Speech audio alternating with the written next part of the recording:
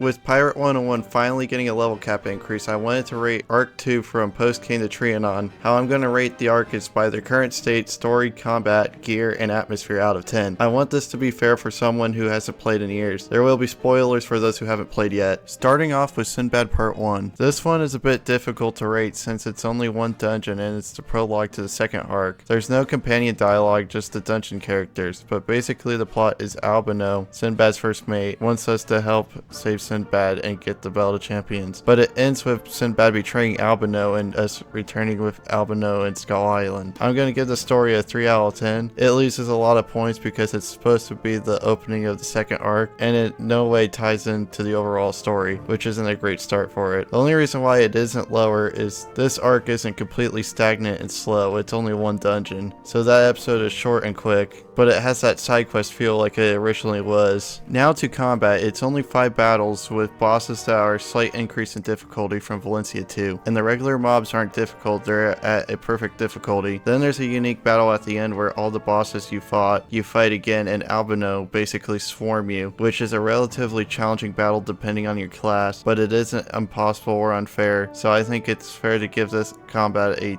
10 out of 10 rating for not being insanely difficult but not a cakewalk. Then to gear, I give it a 2 out of 10. A lot of it is just the same stuff from Valencia 2 and Aquila. There's only unique weapons from the final fight that give a spirit the corpse, and I believe there are more valuable weapons than those in the game, even before that update and especially now. Finally, to the atmosphere, I'm giving it a 8 out of 10. It adds a dungeon to a place that barely has quests there, and it smartly reuses assets there for a small dungeon. It lost 2 points because when you complete it, the sigil still glows like an active quest even though it's already completed. And reason 2 is there's no dungeon warning. I checked my setting to make sure I had it on. Yes, this is minor, but in my opinion it's fair given the size of the update, and it seems like something that's fixable. So altogether, Sinbad Part 1 gets a 23 out of 40 rating or a 58% approval score. Now to Sinbad Part 2. This one follows a similar path except it's an even larger dungeon.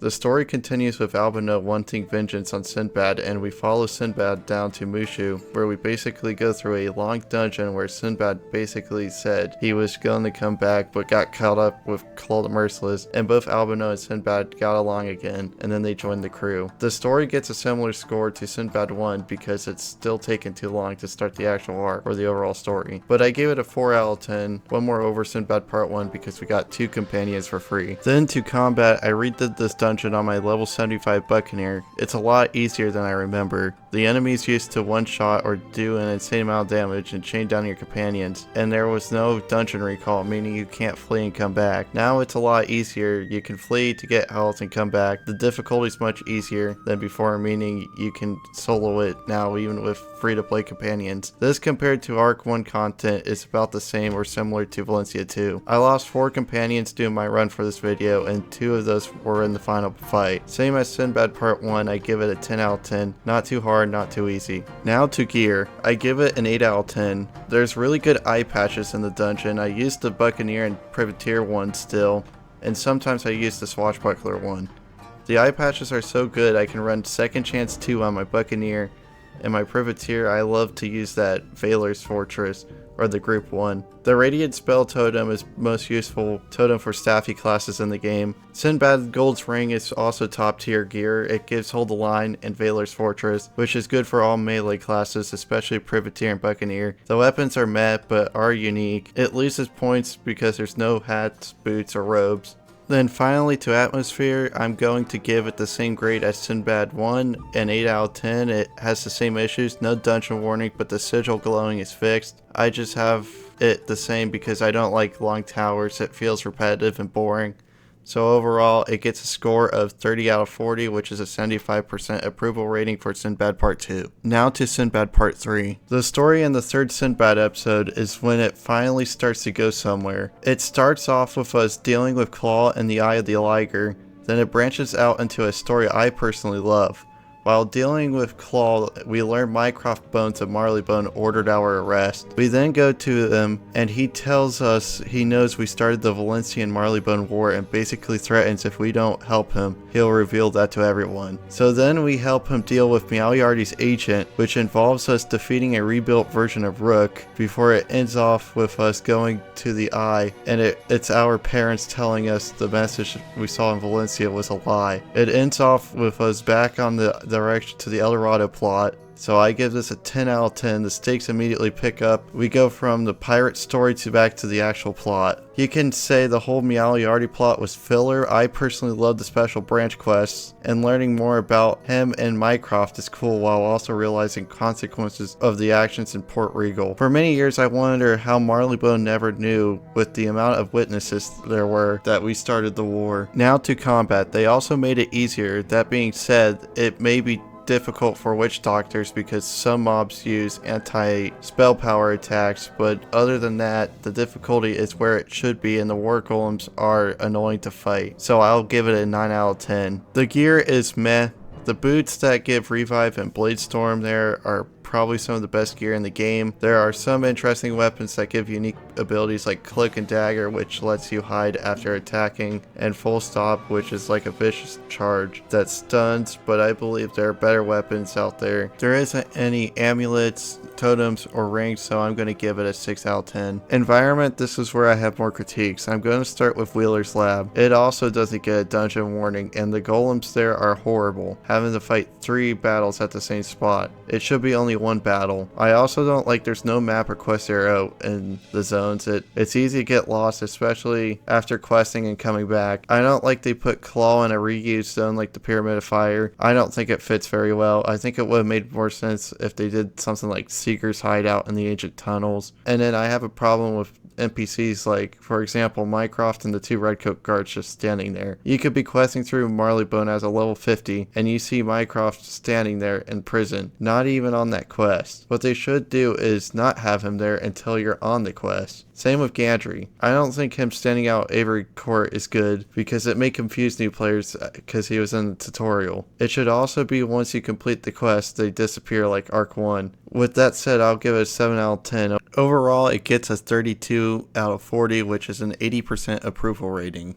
Now to Tartarus. This update starts with us going to Aquila, then basically doing a couple tasks before heading to Tartarus to find our parents' spirits. We then fight Agiles, Hades' minions, then we talk to Death himself and help him out as he reveals the Death Wizard is messing with him. I give this one a 10 out of 10. It continues the story. I mean, I wasn't a big fan of Eurydice and Orpheus, but Death and Hades are cool characters and it sets up the villain. Combat there is not as bad as it used to be. It's possible to solo it. Definitely not the easiest place, but it's reasonable like the others, so 10 out of 10. The gear is 10 out of 10. The weapons are good, especially the Axe of the Minotaur Slayer. Cerberus Collar is good for any class, and it's really good for hybrid builds.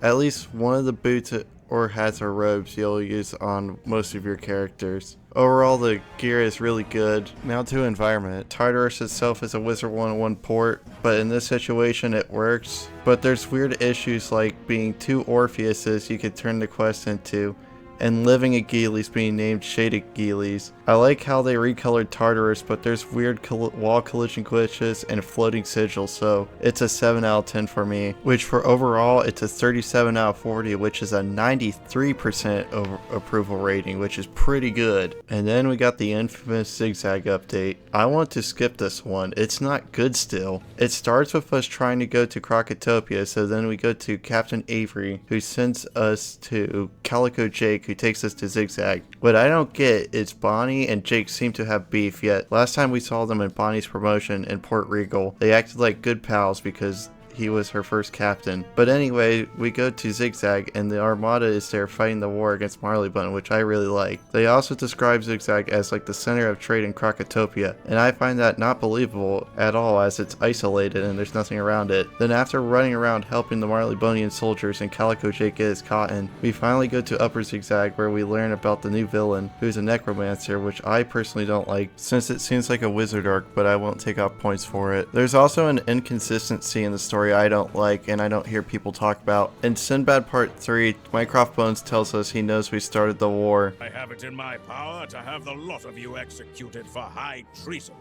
or else placed in prison for the rest of your natural lives. I knew this was a trap. Look, Mr. M, or whatever your name is. I don't even know these people. Yet in Zigzag, Sindbad acts like he doesn't know or had no hint of it. Soldiers and their distress signal is more important. The Manders will take them back for us. Am I missing something here? You bend over backwards to help these dogs. Why? What do they have on you? This is none of our business. Wrong. This is our business. The captain started the war between Valencia and Marleybone. All of this destruction arose from our actions. What?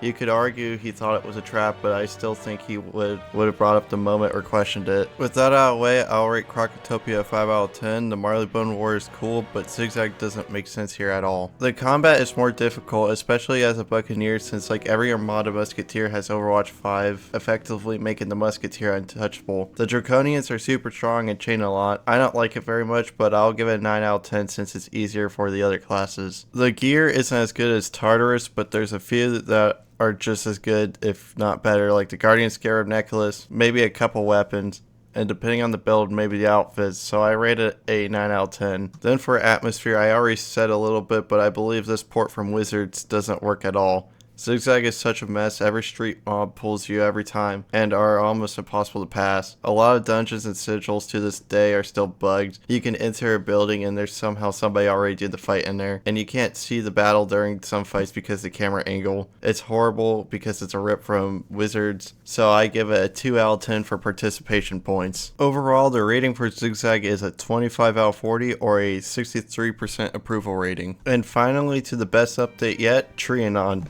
This one is miles better than Zigzag. The story finally brings back Queen and involves us trying to take Queen's map pieces while being worried about Oksana. We go in and sneak around, defeat Queens dressed up as the inner court members, then we steal the map pieces and leave. This is my favorite story of the story so far, and I'm going to give it a 10 out of 10. The combat in Trianon isn't hard, and it's relatively easy unless you're a Buccaneer, because some fights the Musketeers have Overwatch 5, and Bishop gives Buccaneers a hard time since she lowers movement. But since there's less of that than there was in Zigzag, I give it a 10 out of 10. As for gear, this is the best gear by far. You're likely using at least one piece of the boots, hats, or robes on all your pirates. And there's also rings, totems, and amulets that give powers and epics, as well as really powerful weapons. And I didn't even mention the regular street drops. They beat Mumanchu gear because they give some kind of epic or super strike, and you can even buy them at the bazaar now. They finally added gear there in the first time in years. Needless to say, I give it a 10 out of 10. This update reused some old Valencian assets but rebranded them and changed it in a way it's believable, makes sense. They even added new art and assets like statues, so it's already a 10 out of 10. So overall, Trianon got a perfect 40 out of 40, 100% approval rating. Now to the overall Arc 2 rating. By adding up all the scores together, Arc 2 story gets a 42 out of 60 or a 70% approval rating. Combat scores a 58 out of 60 or a 97% approval rating. Gear scores a 45 out of 60 or a 75% approval rating. And environment got a 42 out of 60 or a 70% approval. And then the final grade altogether is 187 out of 240 or a 78% approval rating. Now you gotta ask, are these ratings accurate overall? My answer is I'd say the overall score is yes, but the individual overall ratings I would say no. I would say it's different because the overall story score would be an 80% approval in my opinion over 70.